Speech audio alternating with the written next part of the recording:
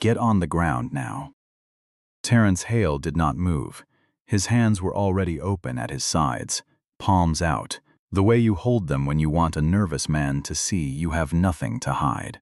The security guard in front of him had a canister of pepper spray in his right hand, and his thumb was already resting on the safety.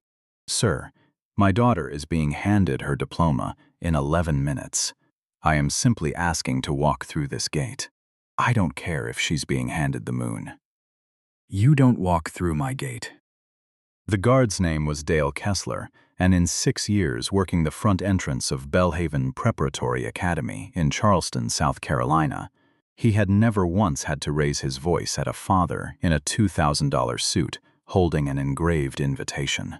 He raised it now, and a crowd of parents in sundresses and blazers had begun to gather on the brick path behind him, phones rising out of purses and pockets like a field of little black mirrors. 3 hours before that, in a modest brick rambler in the Wagoner Terrace neighborhood, a coffee maker had hissed awake at 5 in the morning in a kitchen that still smelled faintly of last night's cornbread. Terence Hale stood at the counter in a plain gray t-shirt, pouring 2 cups, one black, one with 3 sugars and a splash of cream, the way his daughter had taken her coffee since she was 15 and decided she was too grown for cereal. His hands were steady and rough, with an old white scar cutting across the second knuckle of his right hand. A souvenir from a convoy outside Ramadi in 2005 that he had never once explained to his daughter in detail. On the windowsill above the sink sat a small brass-framed photograph, a much younger Terence in Marine Corps dress blues, arms slung around a wiry, sunburnt white kid with a gap-toothed grin. That kid's name was Randall Voss. These days, Randall Voss ran the Pentagon. Maya Hale came down the stairs, already dressed in white, 17 years old, and terrified in the specific way that only a person about to make history can be terrified. She was the first black valedictorian in the 161-year history of Belhaven Preparatory Academy, and she had done it without a single dollar of her father's money greasing a single door. Full merit scholarship. Early acceptance to Duke, sitting in a folder on her desk that she had read maybe 40 times. "There she is," Terence said, and something in his face went soft in a way it almost never did outside these walls. "Come here. Let your old man look at you." He pinned a small silver rose to the strap of her gown, a brooch that had belonged to his mother, Ruth Hale, who had been 18 years old herself when she was turned away from a lunch counter in Orangeburg in 1963, and had lived just long enough to see her granddaughter's acceptance letter arrive in the mail. "She'd be so proud of you today, baby girl," he said. "Daddy, are you wearing your uniform?" He shook his head. "Not today. Today I'm just Dad. No driver, no security detail, no Pentagon. Just a man with a folding chair and bad instant coffee." From the hallway, his wife, Renata's voice came down the stairs, dry and knowing. "You sure about that? I can have a car here in 10 minutes. Renata Hale taught constitutional law at the University of South Carolina and had flown in the night before from a conference in Washington. She knew her husband. She also knew the country they lived in a little too well for comfort. "I'm sure. It's her day," he said. Renata appeared in the doorway in a deep green dress, studying him the way a woman studies a man she loves and cannot talk out of anything. "Fine. But take the folder. Voss needs your eyes on those briefing pages before tomorrow morning." Terence glanced at the slim leather portfolio sitting by the front door. Inside it were 9 pages stamped in red ink. Top secret. Noforn. Tomorrow morning he was due to brief the National Security Council on a matter he could not discuss with his own wife. Today he intended to read those pages on a folding lawn chair while his daughter crossed a stage. It was a minor breach of protocol. He had done it 100 times without incident. He would not get away with it today. The drive from Charleston up toward the low hills, outside town, took 40 minutes, past Spanish moss and gated subdivisions that got quieter and greener the closer they got to Belhaven. The school itself sat behind a low stone wall on 11 wooded acres, founded in 1861. Tuition $68,000 a year, the kind of institution where United States senators sent their grandchildren and nobody ever had to explain why. At the visitor lot, Terrence parked his 5-year-old Acura, paid for in cash, nothing about it, announcing a single thing about the man who owned it. He straightened his charcoal suit, slid the gold-embossed invitation into his breast pocket, and picked up the leather portfolio. Renata took his arm. Maya walked ahead of them, her gown catching the early summer breeze. At the front gate, 3 security guards in white polo shirts were checking names against a laminated list. The lead guard was a thick-necked white man, in his mid-40s, named Dale Kessler, a former Hartsville police officer who had left the force in 2018 after an internal use of force complaint that the department had quietly folded into a personnel file nobody ever opened again. A silver BMW pulled up. Kessler waved the family through without even glancing at the sheet. "Have a wonderful day, folks." Directly behind them, a black cardiologist named Dr. Marcus Ellison, whose own daughter was graduating that morning, was asked for identification 3 separate times.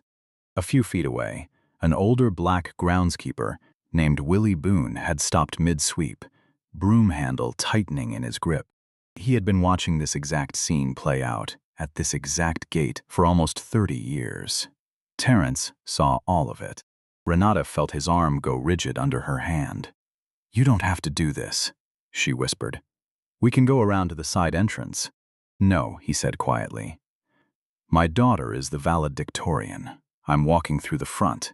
He stepped forward. Kessler's jaw tightened the moment he registered a black man in a suit approaching his gate with purpose. He stepped off the curb and planted himself directly in the middle of the walkway, one hand drifting toward his belt. "Whoa, hold up there, Chief." The word chief came out with a sneer, like something spat rather than spoken. Terrence stopped 6 feet away, hands visible, voice as calm as still water. "Good morning, officer. Terrence Hale, here for my daughter's graduation. Let me see that invitation." Terrence reached slowly into his breast pocket and held the gold-embossed card out. Kessler did not take it. He stared at it, then at Terrence, lip-curling like he'd caught a bad smell. "Set it on the ground. I don't take things out of your hand." A silence fell over the small crowd gathering behind them. Terrence bent and set the invitation on the pavement at Kessler's boots. Kessler picked it up with 2 fingers, like it was something diseased, glanced at the name, and snorted. "Hale, where do you work today, buddy? Catering? Valet?" "I'm a parent, sir. My daughter is the valedictorian." Kessler barked out a laugh and turned to the other 2 guards. "You hear that? This one's telling me he's the valedictorian's father. The community college is 20 minutes east, pal. That's the door you want." "Sir, her name is Maya Hale. She's giving the opening address in 11 minutes. Sure she is. And I'm the Secretary of Defense." Renata stepped forward, voice controlled, precise, the same voice she used in front of a room full of second-year law students. "Officer, her name is on the program. Page 2. Kessler's eyes dragged over her slowly, without hiding his disdain. "Ma'am, stay out of this. Grown folks are talking. Go stand by your car." Renata had argued in front of the Fourth Circuit Court of Appeals. She had never in her adult life been spoken to like a misbehaving child in a public parking lot. She swallowed it, barely, and let her husband handle it. Kessler lifted his radio to his mouth, eyes locked on Terrence the entire time. "Dispatch, Gate 1. Got the suspicious individual from this morning's advisory. Mid-50s, black male, aggressive posture." There had been no advisory. He was inventing it in real time, and Terrence's head tilted a 1/4 inch, the same small motion he used in briefing rooms when a junior officer was lying to his face. Behind them, a Range Rover eased up. A white father in a golf shirt, a white teenage son already in his gown. Kessler waved them through without a second look. Congratulations to the graduate folks. Didn't even ask their names. Officer, Terrence said, still flat, still even. You didn't check their identification. Kessler spun on his heel, and whatever thin professional mask he'd been wearing dropped clean off his face. You questioning how I do my job, boy? The word landed in the warm May air like a stone through a window. Renata's hand flew to her husband's arm. Willie Boone stopped sweeping entirely. A young white mother nearby whispered something to her husband, who stared hard at his own shoes and said nothing at all. Terrence did not flinch. He had been called worse by lesser men, in worse places, for worse reasons. My name is Terrence Hale. I'd like to take my seat now. You'll take a seat when I say you take a seat. He stepped in closer, 2 feet from Terrence's face, his breath sour with gas station coffee. 20 years in this line of work teaches you how to spot somebody who doesn't belong.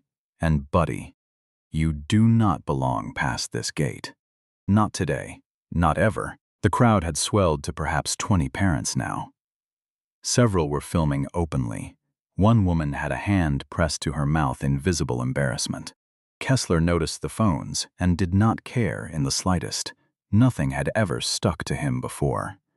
Not the 2018 complaint. Not the buried report. He turned his head sharply toward the youngest guard, a 22-year-old named Trevor Michaels, who had taken this job to help cover his sister's medical bills. Pat him down. He's acting hinky. Trevor froze. Sir, he hasn't done anything. Did I ask you? Pat him down. Trevor swallowed hard and stepped forward, unable to meet Terrence's eyes. I'm sorry, sir. I have to. It's all right, son, Terrence said gently, like a father comforting someone else's frightened child. Just do your job. I won't move. Trevor's shaking hands found keys, a slim wallet, a worn phone in the right jacket pocket. He reached to take the phone. Leave the phone, please, Terrence said quietly. Kessler's head snapped over. Why? What's on it? It's my personal phone. I'd like to keep it. Take the phone, Trevor. We'll check it for stolen credentials. That's not remotely legal, and every person present with a law degree or a conscience knew it. Renata stepped forward again, her voice gone cold as a courthouse hallway in January. Officer Kessler, that is an unlawful seizure under the Fourth Amendment. You have no warrant and no probable cause. Kessler didn't even look at her. Ma'am, I will have you removed from this property in 30 seconds. On what grounds? On the grounds that I'm asking nicely. For now. He shoved past Trevor and snatched the phone himself, dropping it into his own breast pocket like it already belonged to him. You'll get it back when we figure out who you really are. Up the hill, inside the auditorium, Maya had reached the stage door and turned to look for her parents in the crowd. She did not see them. A small frown crossed her face, and she stepped back outside to ask a teacher where her family might have gone. Out on the path, Kessler's attention swung to the leather portfolio in Terrence's left hand. Open it. The bag held 9 pages stamped in red ink, and Terrence did not move an inch. Officer, I'm declining that search. You have no legal basis for it. You don't get to decline. You're trespassing. I haven't been asked to leave the property. I've been asked to show identification, which I have done. Open the bag. No, sir. It was the first flat refusal Terrence had spoken all morning, and it hit Kessler like a slap. His face went a deep mottled red. Trevor, grab that bag. Trevor didn't move. Sir, I really think we should call a supervisor first. Grab it. Kessler lunged himself and ripped the portfolio out of Terrence's hand, so violently the leather strap snapped clean in 2. Papers scattered across the pavement in a wide fan, and the top page landed face up in the sunlight, red letters blazing across the header. Top secret, no foreign. The crowd went dead silent. Someone gasped audibly. Renata closed her eyes for exactly 1 second. Oh no. Kessler bent down, picked up the page, read the red header, and his face twisted not into recognition, but into a triumphant grin. 20 years of bad instinct, telling him he had finally caught something enormous. Stolen government documents. This guy's some kind of spy. He grabbed for his radio, voice climbing. Dispatch, get me state police. Suspect in possession of classified federal materials. Terrence spoke, level and calm as ever. Officer Kessler. Those documents belong to me. I have clearance. If you'll allow me to show you federal identification. Federal ID? Kessler laughed, loud and performative, turning to play to the crowd. Hey folks, we got ourselves a secret agent over here. A few nervous laughs. Most people did not laugh at all. A man near the back lowered his phone slightly and kept recording. Willie Boone gripped his broom until his knuckles went bone white. He had seen this exact scene once before, 30 years ago, a different guard, the same last name stitched onto the uniform. Dale Kessler's father had run this same gate in the 90s, and Willie would have recognized that particular cruelty anywhere on Earth. Terrence looked across the path at him. Their eyes met for one long second. Willie gave the smallest possible nod. Terrence nodded back. I see you too, brother. A young woman in a blue dress lifted her phone openly now, hands rock steady, recording every second in full view. A father near the back stepped forward hesitantly. Officer, maybe we should call the headmaster. Stay out of it. I won't ask twice. The father stepped back, ashamed of his own retreat, and could not meet his wife's eyes. Kessler's hand drifted to his belt, to the canister of pepper spray. His thumb found the safety and clicked it off.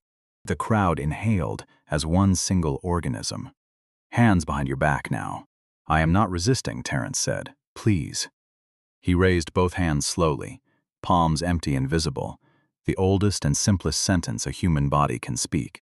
He never got the chance to finish the gesture. Kessler raised the canister and emptied a long, deliberate burst directly into his face. The chemical caught his eyes, his nose, his open mouth all at once. Terrence's head snapped back, his knees buckled, and he went down hard onto the pavement on his right side. A woman screamed somewhere behind him. A dozen more phones went up into the air at once. Renata lunged forward. Terrence! Another guard caught her around the waist. Ma'am, stay back. That is my husband. Get off me! Trevor took one step toward Terrence to help, and Kessler blocked him hard with a forearm across the chest. Don't you touch him. He's mine. On the ground. Terrence did what 20 years in the Marine Corps had trained into his bones. He breathed. He counted. His right knee, the one carrying 3 surgical pins from an IED outside Ramadi, screamed against the concrete, and blood was already soaking through the fabric of his suit pants. His eyes burned, his throat was closing, and he kept his hands visible the entire time. Because visible hands were the only currency he had left.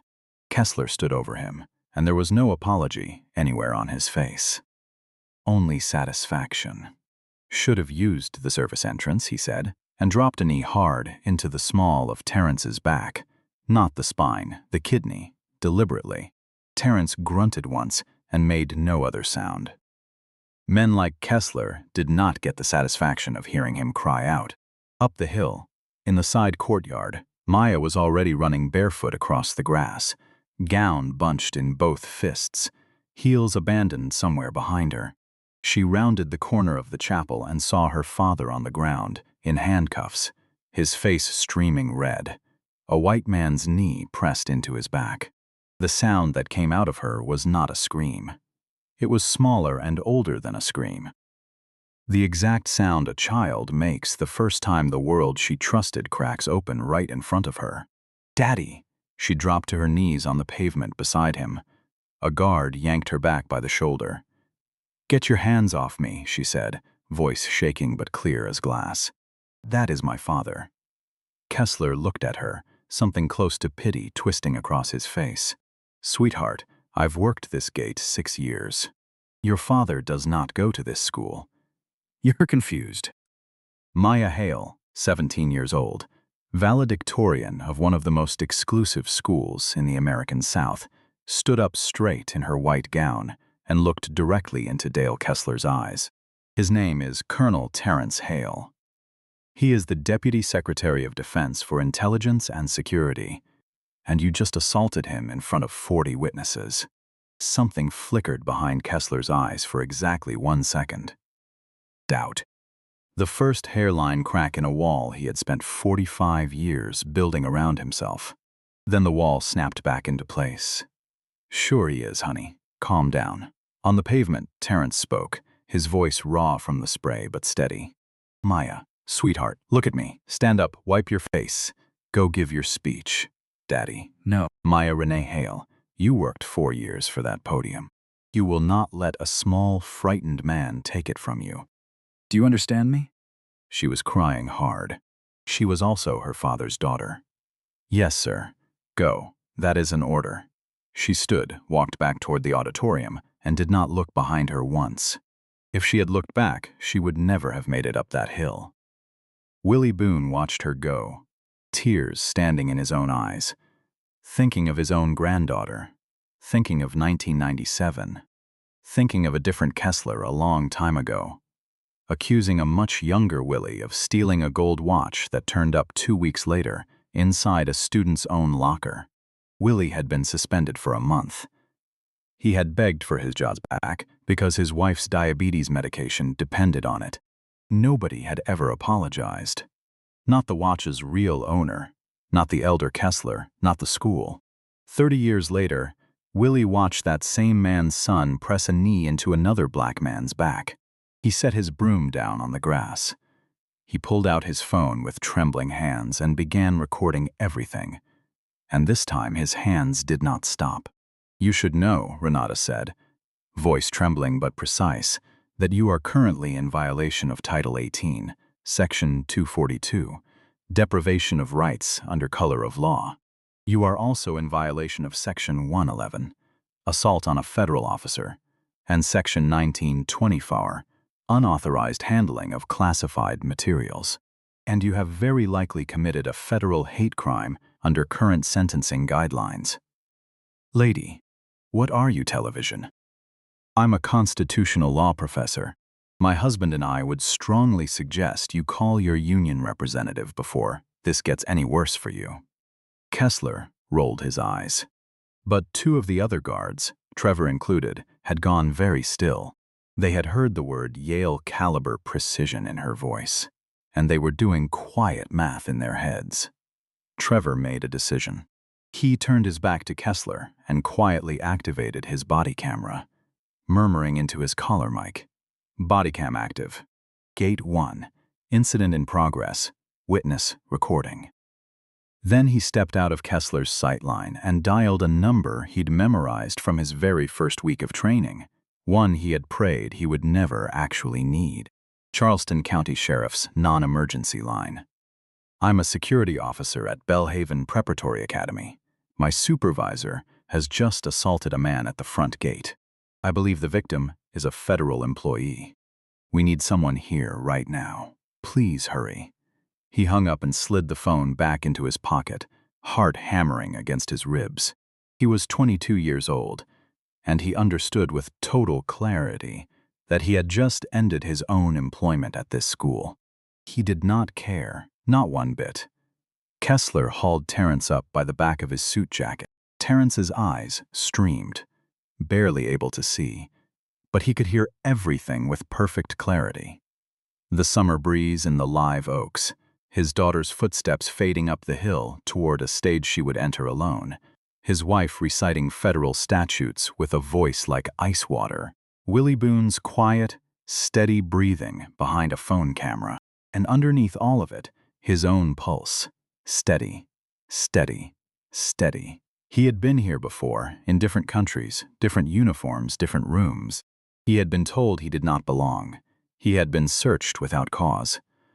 What he had never had until this exact moment was a phone sitting in another man's breast pocket, with exactly 1 number saved to it.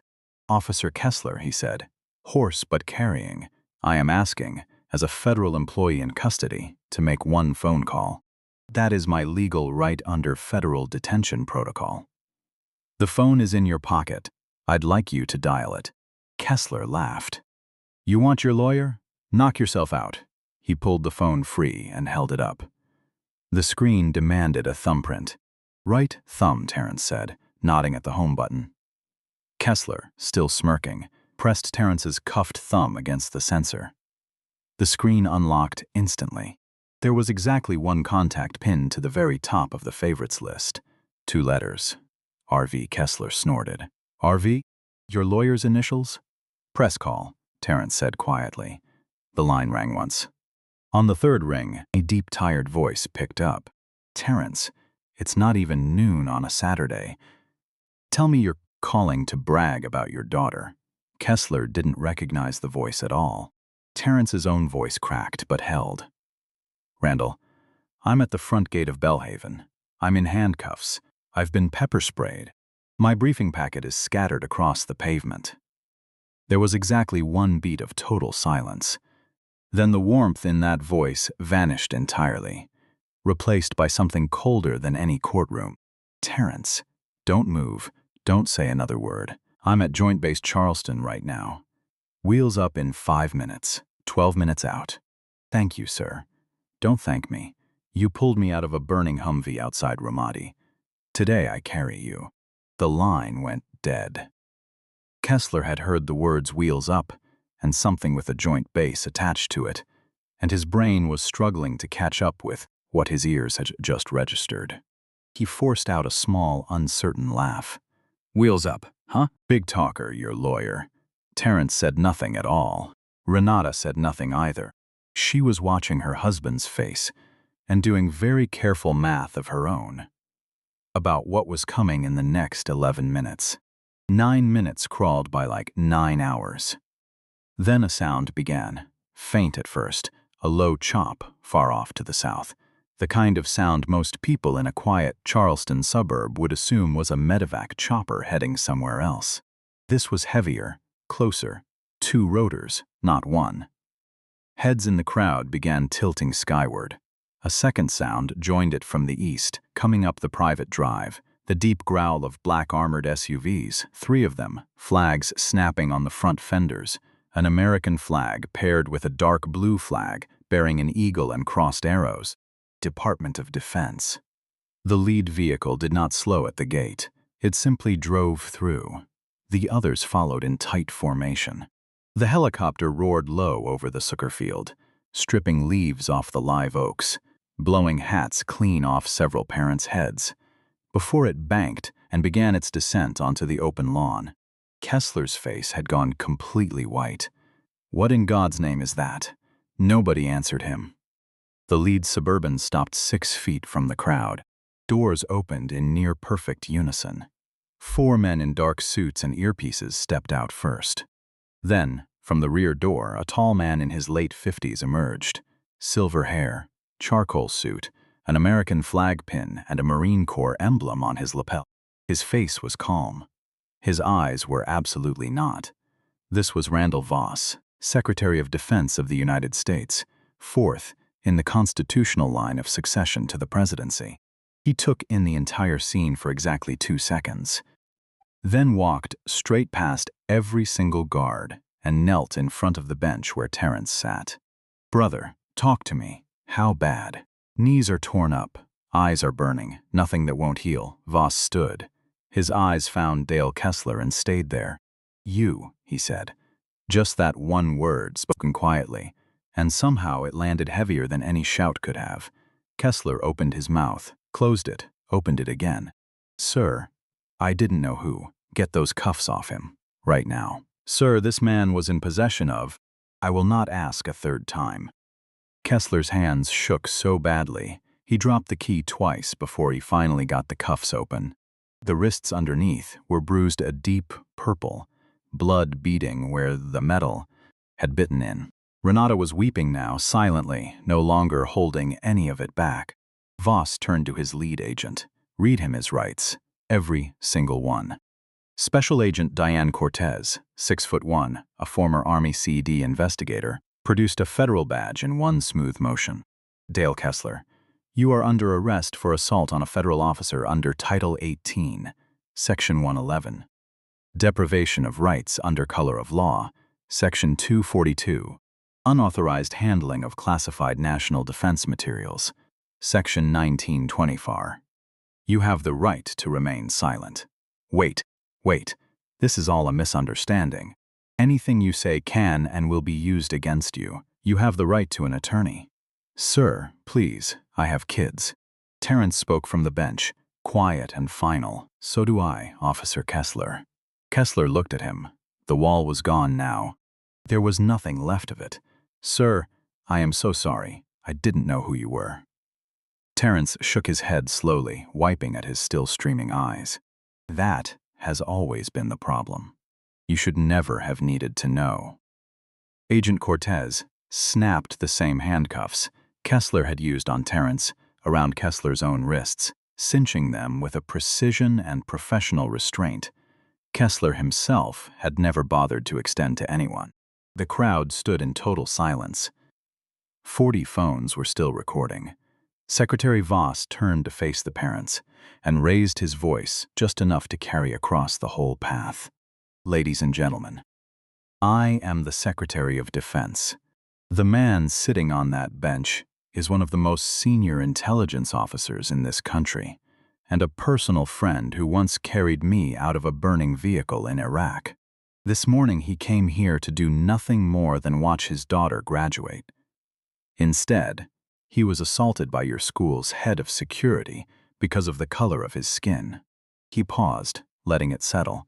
Please go back inside. We will handle the rest. He extended a hand down to Terrence. Come on, brother. Your daughter's about to speak.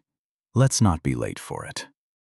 Terrence took the hand, rose, straightened his ruined jacket, and walked toward the auditorium with the Secretary of Defense on one side and his wife on the other. His knee buckled twice on the way up the path. Renata steadied him. Halfway up, the headmaster, Dr. Alden Whitfield, came sprinting out in his academic robe, face the color of wet paper. Mr. Hale, sir. Mr. Secretary.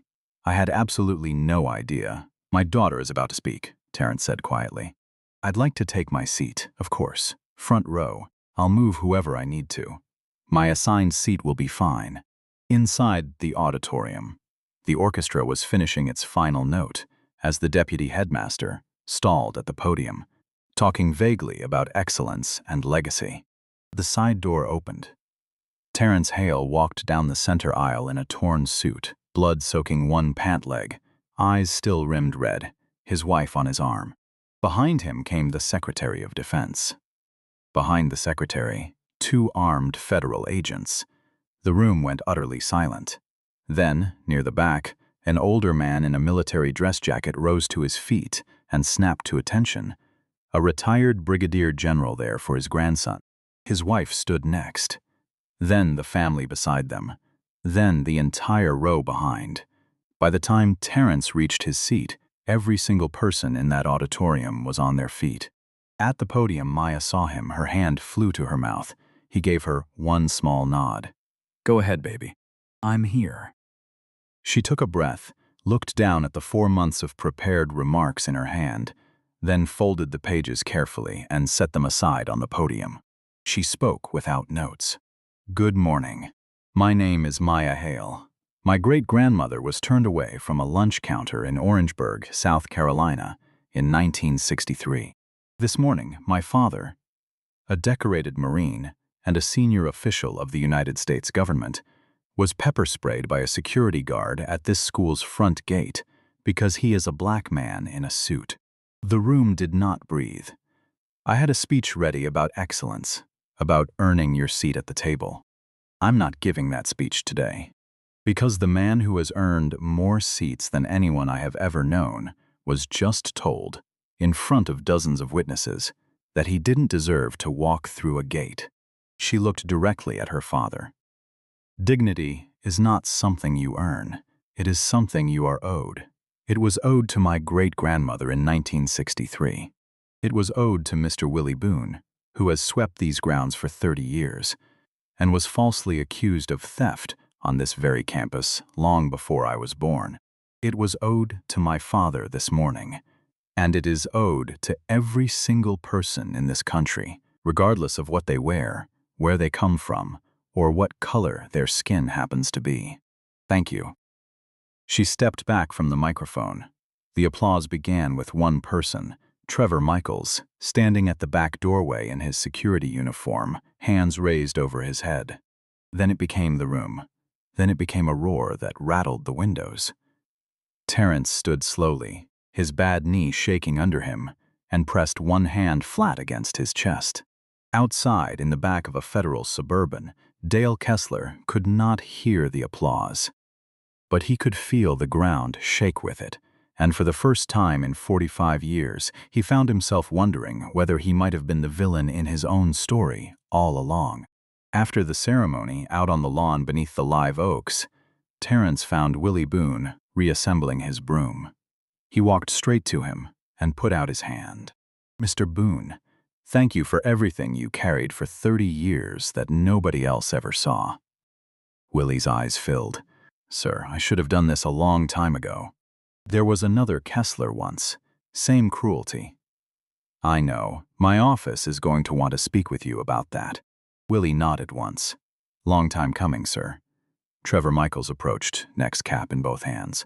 "Sir, I'm sorry I didn't step in sooner." "Son, you called the sheriff's office. You turned on your camera. You did not freeze when it mattered. That's all anyone can reasonably ask of a person." Terrence rested a hand on his shoulder. "What are you doing Monday morning?" "The department has openings." Trevor's mouth fell open. He could not manage a single word. By Sunday, the footage was everywhere. 40 different phones, 40 different angles, and Trevor's own body camera capturing all 18 minutes of clean audio. Willie Boone's trembling cell phone had caught the slur in perfect clarity. National News ran it on a loop without a single line of editorializing, because the footage did not need any help. By Sunday night, it had cleared 20 million views. By Monday, Maya's unscripted speech had been clipped and shared across every platform in the country. And the line "dignity is not earned, it is owed" had already found its way onto a mural going up in downtown Atlanta. By Monday afternoon, the Department of Justice had formally opened a federal civil rights investigation. By Tuesday, 3 additional victims had come forward. A black father turned away from a different graduation. 2 years earlier, a Latino delivery driver, Kessler, had once drawn his sidearm on over nothing. A Vietnamese-American physician whose car had been searched at that same gate because, in Kessler's own words, it looked stolen. By Wednesday, reporters had unearthed that Kessler's own father had run security at Belhaven from the late 80s through 2004, and that 3 separate internal complaints filed against him by black staff members, including Willie Boone's 1997 complaint, had been quietly buried and never reopened. Ironclad Protective Services, the private contractor that employed Kessler and 22 other guards across a dozen private schools in the region, lost every one of its contracts within the week and filed for bankruptcy 9 days later. The Kessler family name, which had run private school security across the Lowcountry for 2 generations, was finished. The trial moved quickly, and the evidence left almost nothing to argue. Federal prosecutor Diane Caldwell filed 4 charges: assault on a federal officer, deprivation of rights under color of law, unauthorized handling of classified materials, and a federal hate crime enhancement. Kessler's attorney tried the good faith misunderstanding defense. The jury heard Trevor's body camera audio in open court. They heard the slur. They heard the fabricated advisory over the radio. They heard him laughing after spraying a man who had his hands raised in the air. They also heard, for the first time in public, about the 2018 complaint his own department had buried. The jury deliberated for just under 4 hours. Guilty on all 4 counts. At sentencing, federal judge Eleanor Marsh, daughter of a civil rights attorney from Columbia, looked down at Kessler from the bench. "Mr. Kessler, you have had 45 years on this earth to learn that a man's skin is not probable cause. You chose, in the most public way imaginable, to ignore that lesson. This court cannot give Colonel Hale, back what you took from him at that gate, but it can make certain you never stand at another one. She sentenced him to 36 months in federal prison, 3 years of supervised release, $900,000 in civil damages, and a lifetime ban from any security, law enforcement, or armed guard position anywhere in the United States. Outside the courthouse afterward, reporters pressed in. "Mr. Hale, what would you say to Dale Kessler right now?" Terrence thought for a long moment. "I'd say I forgive him. Not because he asked for it, and not because he's earned it, because carrying his name around in my head for the rest of my life is a cost I refuse to keep paying." He paused. "And I'd say to every Dale Kessler still standing at a gate somewhere in this country, you are being watched. By cameras. By young guards like Trevor Michaels, who will make that call. By groundskeepers like Willie Boone, who have been waiting decades for someone to finally listen. Behave accordingly." Of the $900,000 in damages, Terrence kept none of it for himself. $400,000 went into a new scholarship fund at Belhaven, named for his grandmother, sending one black student a year to the school on full tuition. $300,000 went into a retirement trust for Willie Boone, letting him retire immediately with full medical coverage for his wife, and paid tuition for both of his grandchildren. The final $200,000 seeded a brand new foundation, one Terrence and Renata named together at their kitchen table the night the sentence came down. The Trevor Michaels Fund for Moral Courage, covering legal costs for security guards and low-level employees who report their supervisor's misconduct and lose their jobs for it. Trevor himself received the very first grant. He now works full-time in the Department of Defense's Office of Civil Rights, at a salary triple what Belhaven ever paid him, and his sister's medical bills are fully paid off. 8 months later, in late autumn, the campus of a military academy in Virginia was thick with the smell of fallen leaves and wood smoke. Maya Hale, plebe class, stood in formation for the Veterans Day ceremony. 17 weeks into the hardest year of her life, the youngest cadet in her entire company, and had not missed a single morning formation. In the visitor stands, Terrence sat in his Marine Corps dress uniform for the first time in 3 years, ribbons stretching shoulder to shoulder, a silver star closest to his heart. Renata held his hand. On his other side sat Willie Boone, retired now, wearing a small American flag pin, his 2 grandchildren settled into their first semester of college on full scholarship. Behind them, Trevor Michaels stood at quiet attention in a charcoal government issue suit. At the exact moment, Maya raised her hand in salute to the flag rising over the parade ground, 500 miles north. The President of the United States signed a bill into law, the Hale-McKeels Act, requiring every private security contractor working with a federally funded school to carry body cameras, complete civil rights training, and submit to quarterly federal audits. It had passed the Senate 91 votes to 8. In a federal prison in South Carolina, Dale Kessler watched the signing broadcast on a common room television. He did not look away from it. Belhaven Preparatory Academy spent the following 8 months under mandatory federal monitoring. Its entire board was replaced. Dr. Whitfield took early retirement. The school's library was renamed. A small bronze plaque now hangs in its lobby, engraved with a line Terrence wrote on the back of a subpoena the night the trial ended. "Dignity asks no permission. It demands no proof. It is owed at every gate." 6 months after that, the school asked Terrence to deliver the next commencement address. He declined. He said the day belonged to the students. In his place, Maya sent a recorded message, 3 sentences long. "Be the person who calls the sheriff. Be the person who turns on the body camera.